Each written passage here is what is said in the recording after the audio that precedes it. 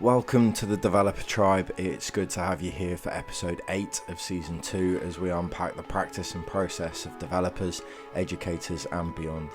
Today we talk to an ex-colleague of mine and football coach in the US, now plying his trade in Spain, and the challenges and successes of working in a different culture. As always, thanks for being here, however you got here. And with that, let's jump in.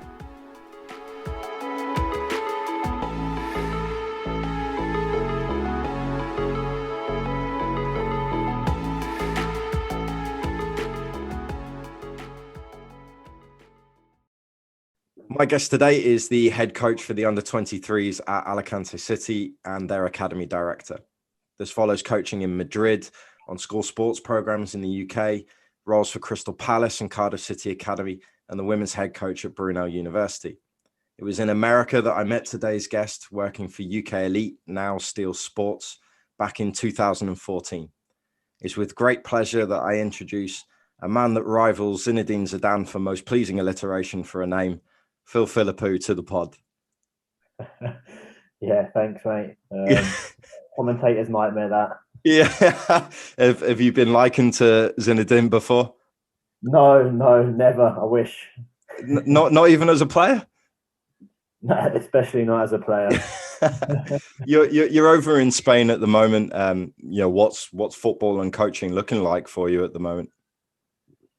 Yeah, it's good. I'm very fortunate.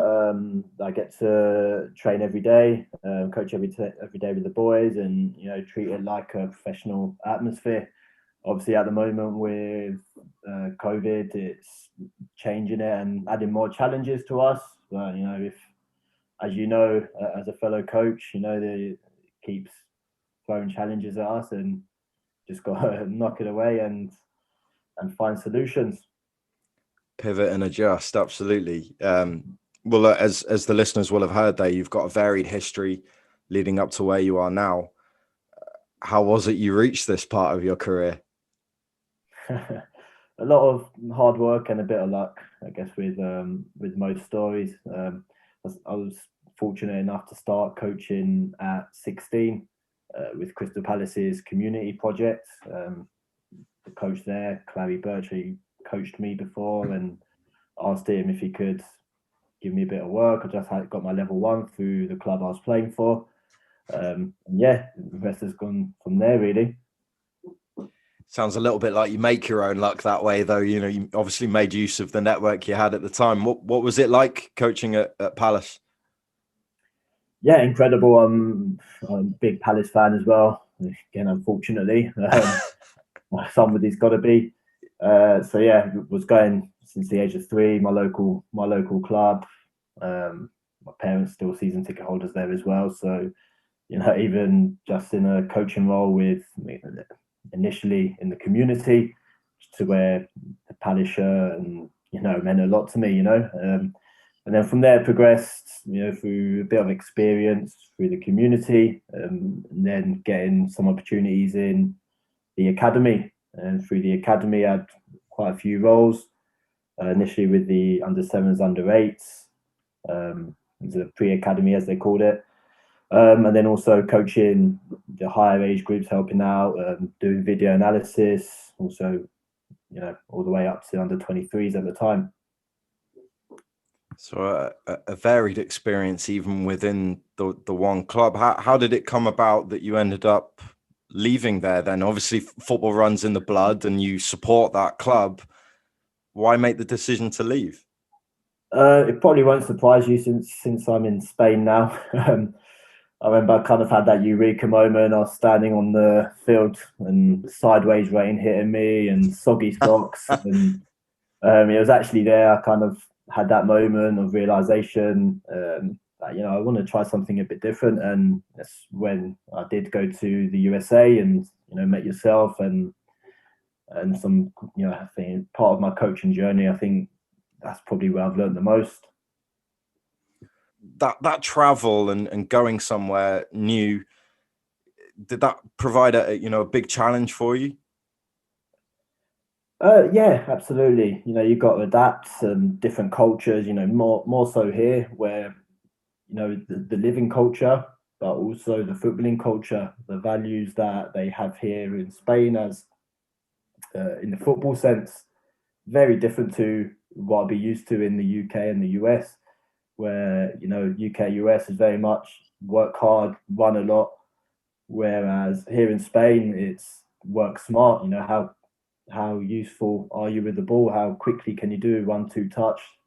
Running around like a headless chicken doesn't impress them here. You know, it's so for me that was the biggest cultural difference. And you know, we say to the players now, you know, you can moan about the referees giving decisions that you wouldn't get back home, and challenges you can make back home you can't do here. But at the end of the day, Spain's not going to change for us. We've got to adapt to Spain. Sure. So how did your principles, growing principles as a coach of the game and of coaching practice, change through being in such a different culture as you describe? Yeah, I mean, it completely challenges your beliefs and everything that you've learned from, you know, my footballing career and when I was playing and into coaching. And you've got to take it on board. I mean, you know, obviously Spain, you can't, it's nothing not to be sniffed at. In the last 10 years or so, they've won World Cups, they've won European Championships. Barcelona, arguably one of the greatest teams in our generation. So you know, it's not a place where you can go really arrogant and stubborn about it. I think you've got to open your eyes and take that in, but also keep the values that we do have. You know, like I said, that work hard, that never say die attitude that we have in the UK as footballers. I think that's a great attribute to have. So if we can kind of mix those two cultures together, you can get a real good hybrid of player. I can imagine that would be quite challenging to do. I've had the good fortune of working with some foreign players myself, foreign to me at least, and foreign to the league or football situation that I've been working in. Obviously, then in those situations, those foreign players are adapting to the culture that I'm positioned in. You've got the opposite, where you're positioned in their culture. So can you describe for us maybe some of the challenges that you might have had in developing that kind of attribute in a player where that's just not natural for them? Yeah, I mean, it's all about buying, really. Obviously, the biggest challenge for me was the language barrier initially. Most of the boys that I coached, their first language is English. Um, However, we do have a lot of players who I've got to translate for into Spanish. And, you know, I've been in Spain for 4 years now. And, you know, when I first came over here, my away from hola, and that was pretty much my vocabulary at the time, you know. So you know, that was the biggest challenge, and not only the language, but also getting your point across, and as an emotion as well. When you're speaking a different language, when you're consciously thinking about what you need to say next, it's hard to get the right tone sometimes, and the right emotion. So that was my biggest challenge, and even though it's something I've improved now, it still does provide a challenge every now and then, and it's something you just got to keep working on. Yeah, you mentioned around sort of the emotion of what you're trying to convey. Is that something that's important to you in the coaching process? In you know, some coaches they try to kind of hide emotions, they try to sort of be very, very stoic. Are you the opposite to that, or what does that look like? I wouldn't say I'm the opposite. No, I do like to keep my emotions close to my chest, if you will. I wouldn't say I'm the most emotional person, but there's times, for example, if you want somebody to relax, saying it in an aggressive manner isn't going to make them relax. It's quite the opposite. You know, a bit of a pet peeve of mine when a coach is shouting and screaming, "Relax, relax, relax." If you can't relax, then how are they supposed to react? And also on the other point of that, if you want them to be maybe playing quicker, Again, this is maybe where the language comes in, and you want to tell them to go to relax, to go quicker, but you're not saying it in a quick manner, and you're not quite sure if it's the correct word, then it might not, again, give the right message away. Yeah, I made the same point about relax with my podcast with Dr. Sarah Erdner, and but I can only imagine that language barrier being that the timing of your intervention is changed straight away. I had the good fortune to work with some Chinese players in Wales for a week, and it was extremely difficult because they didn't speak much, if at all, any English. So it was really through just their knowledge of what football might look like that they started to understand what I was after from them in training. So yeah, I can only imagine what challenge that must be. But yeah, you've been there for 4 years now, so your Spanish must be pretty good, certainly by anyone else's standards, anyway. It's better than it was, I would say. I think you really appreciate those coaching points as well, because by the time you stop, it's just that split second slower. And as you know, football changes in milliseconds, and those little seconds just to shout freeze in Spanish just changes the picture, and you've got to rewind it just a bit more. And obviously, when you're trying to keep your coaching points short and sweet, sometimes that can delay a bit more as well.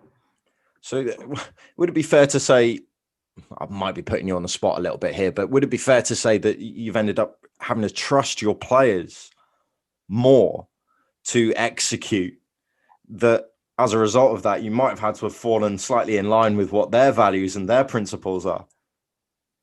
Yeah, absolutely, you do, because you don't want to change them as people. And sometimes their value, the Spanish players do tend to like to take the time a bit more on the ball, be relaxed on the ball.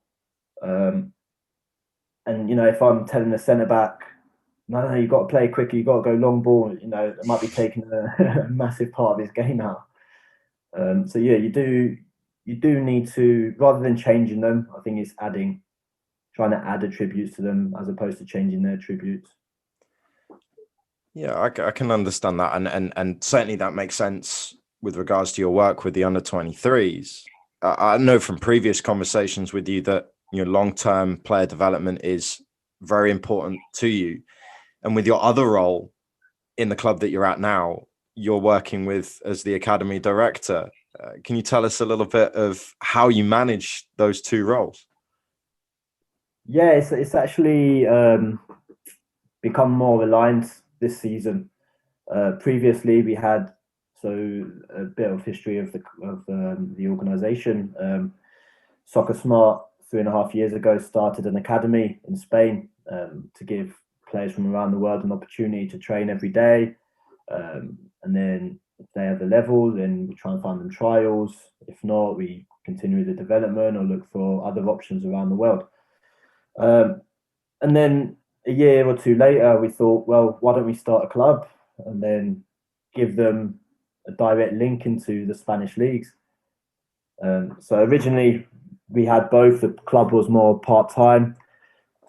So we'd have the academy who would be training, only playing friendly matches, and then also Alicante City, who were playing obviously in the leagues. But now we've kind of aligned that all, and they're joined together. So instead of just having an academy, we have 90% of the players there that are in the club, and then 4 or 5 players who are part of the academy. So it's a lot easier now to bring those together. Sorry, I know that was a very long, boring answer to that one. No, not at all. What's the makeup of the academy players? Are they largely Spanish from the local area? No, the majority of players are from around the world. Most of them will be UK and USA. So yeah, it's pretty much a 50-50 split at the moment between UK, USA, and then we've got a few locals as well. The problem we have at the moment, the Brits can't travel, so Right. we're quite a few players down at the moment. But mostly American, British. So how young does that go? So part of the FIFA rules is that they need to be 18 or older if they're from abroad. So we can't. Well, we have one player who's an English guy who's 17, but he lives over here. His family live over here, which makes things easier. Right. But yeah, our average age is probably 21, 22. We've got a few players above that age as well, above 23. But yeah, it's a young group. So if you're working with the under 23s, are there other not other clubs, other teams within the club? What other age groups do you have? So since we've only been going for 2-3 seasons now, we've got three teams. The first team, the under 23s and the under 19s. So the under 23s are pretty much a B team. So just like now Barcelona, Real Madrid will have B teams, they still play in the men's league system. So Alicante City's first team are in the 6th tier, whilst we're in the 7th tier. Oh, fair enough. So is there an aspect of your role where you're then supporting the coach of the under 19s below you? Not so much now. Last season, yes, as director of football last season. But you missed the field. So got into more coaching role. I still have regular contact with them, and I go and watch their training sessions. The good thing as well, we can bring players up from the 19s to the 23s, and likewise, under 23s can go up to the first team as well. So it's good to have that link between the teams. And the last game we needed quite a few players for whatever reason, suspensions, injuries. 119 came up and played a bit slightly out of position and was superb. And that's what you do this for. It's something that I'm sure he'll remember for a long time. Yeah, absolutely. So your position is, forgive me, I'm trying to figure this out a little bit. Your position as director of football, then, presumably you're a little bit of the focal point as to what football looks like for Alicante. With that in mind, you are presumably to some form the developer of the coaches. I know it's not many, but the coaches within that club. So last season, yeah. So I'm no longer director of football. We've got someone who's come in full time to do that.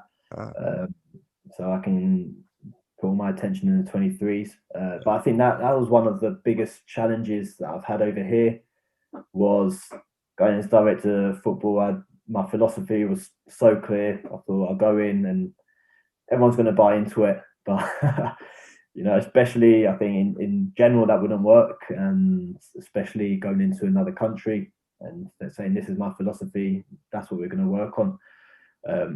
If I had that moment again, I would have asked for their opinion as well. And what do you want the club to look like? What are your values? I think we would have got a lot more buy-in, and I think it was a bit ignorant of me to go in and think that everybody was just going to buy into my vision. Yeah, tell us a little bit about some of the disjunctures you would have had with some of these coaches whilst you were trying to implement that philosophy, as you put it. Yeah. I mean, coaches, board members, and everything. It's not to say my way is right and their way is wrong. Absolutely not. It's to say that we've got very different visions. We've also got an ex-La Liga player in there, and he's got a particular vision as well. I put straight away hard work. As one of the big three that we wanted. And again, like I said, that's not the first thing they think about over here. I'm generalizing. However, I think it's more, they're very family orientated in general. They want that family atmosphere. They want people they know as well. And yeah, like I said, it was quite naive of me to go in and but that's what that's what it's all about. You know, making those mistakes and learning from it. I'm sure next time in that situation, I would do it a bit differently. Well, that was going to be my question. Given the chance to do it again, you know, if you were to go to a different club, and to be given that same kind of role, what would that process look like? How would it be different this time? I think I'd get everyone in a group. We kind of did it with the players this season. At the beginning of this season, we got into a group, groups of threes and fours, and you know, what are our values. And then with that, we saw have any values overlapped, and then you know they become our squad values, and it's just so much easier to get buy-in. Sure. Everyone feels part of it. You know, when you know, especially you with the tribe, development tribe, having that actual tribe, the tribe mentality is that everyone gets buy-in. They feel like they have a purpose to fulfill in the club. No, I hear that. So obviously now you're coaching more now, with the under-23s. What is the biggest challenge that's coming up for you this season? To be honest, COVID. Sure. Beginning of the season, we couldn't get the Americans over, so we were immediately eight, 9 players short. We could only get one preseason friendly because of it. And then now we've gone the other way. The Americans are allowed in, but the the Brits aren't. So yeah, but again, you just roll with the punches. You know, we've kind of learned to expect the unexpected now with everything that's going on. And yeah, also all the different cultures that we have. You know, we've got a few Algerian players as well in there, a few Spanish. Everyone's got a different vision of football, and it's just trying to unite everyone in going into the same direction. Yeah, what would it look like? Like say I was good enough. I'm not, but say I was, to come play for you. I was traveling from, you know, a European country or America, and I arrive in Spain. What does it look like for me to arrive in the country, turn up at this club, and hopefully ply my trade as a footballer? Yeah, so we're lucky enough to have a house where all the players live together.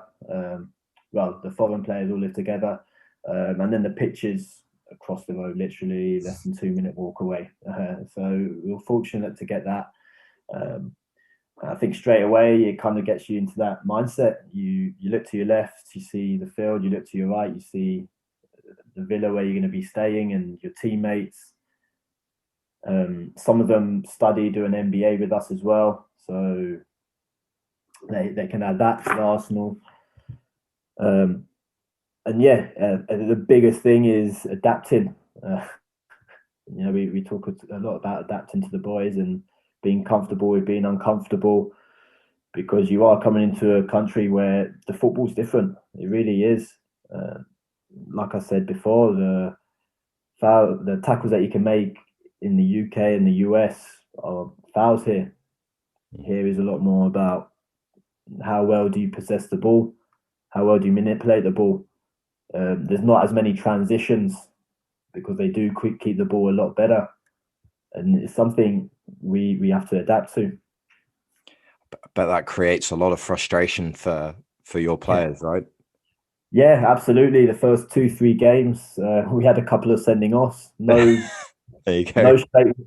No straight red cards, all double, all 2 yellows, and just little things. And you know, they're smart with it as well. The Spanish players, they know if he's on a booking, they're going to roll around and they're going to scream. And again, Spain's not going to change for us. We've got to adapt, and it did take a month or 2 for the players to really understand that. So I mean, you mentioned a couple of players that maybe are taking an MBA with you and stuff like that. What are the outcomes? What are the intended outcomes of these players being in with you at the club? We want to create longevity. For me, the goal, the why we do it is to create something for them that they're going to look back to in the future and think, I really, really enjoyed that. That's a big part of my life. Maybe you feel the same about when you went to the States. I know I did.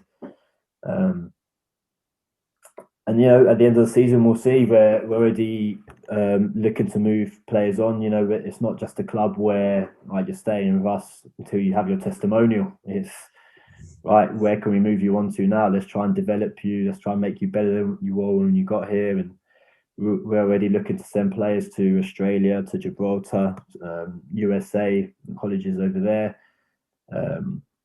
Even to we've got one player now who works for us, and he played for Alicante City the last 2 seasons. We've now moved him to a club above Alicante City, so he's playing in the 5th tier now, and also working for us.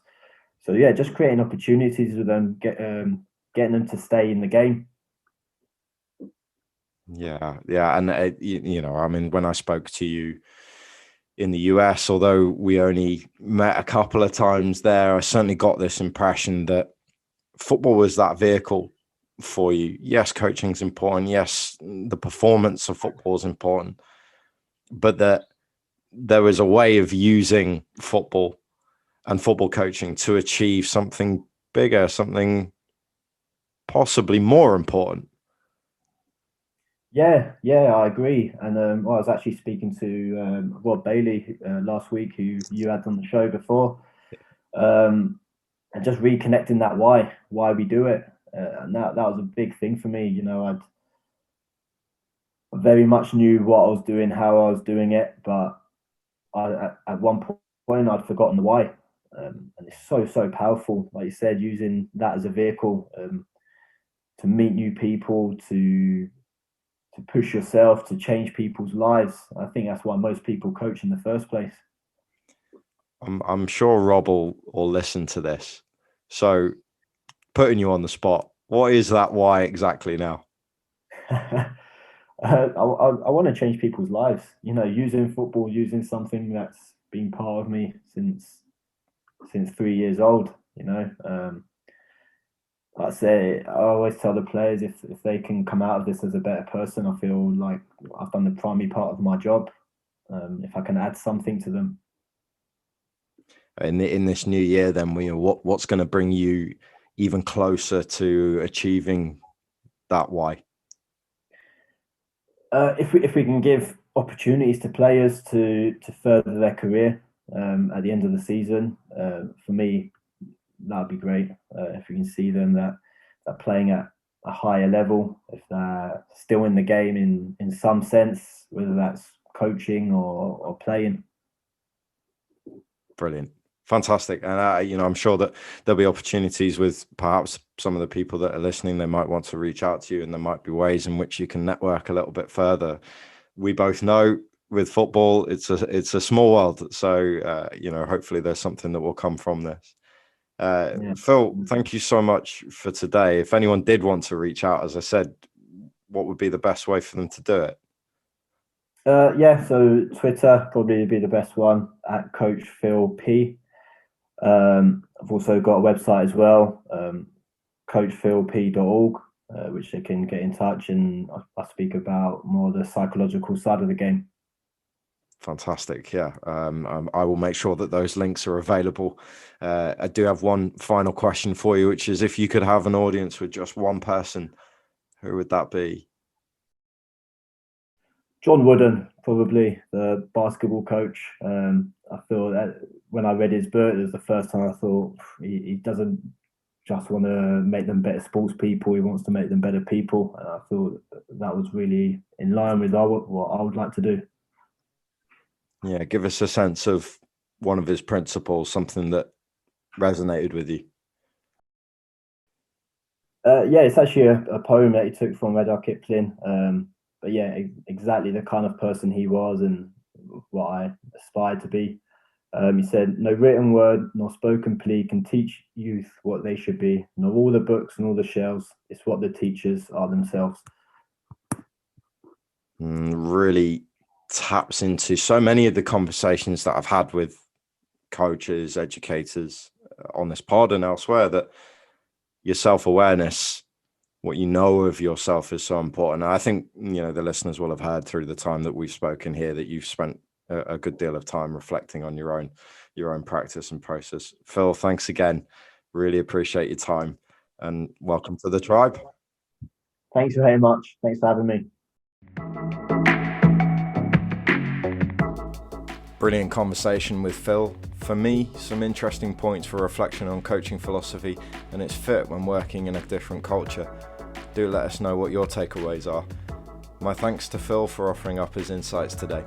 The music you are listening to is by BB Phoenix. You can find her details in the links. If you haven't already, please do subscribe and leave feedback so that we can keep growing the tribe. Thanks for being here, and we look forward to having you back next week.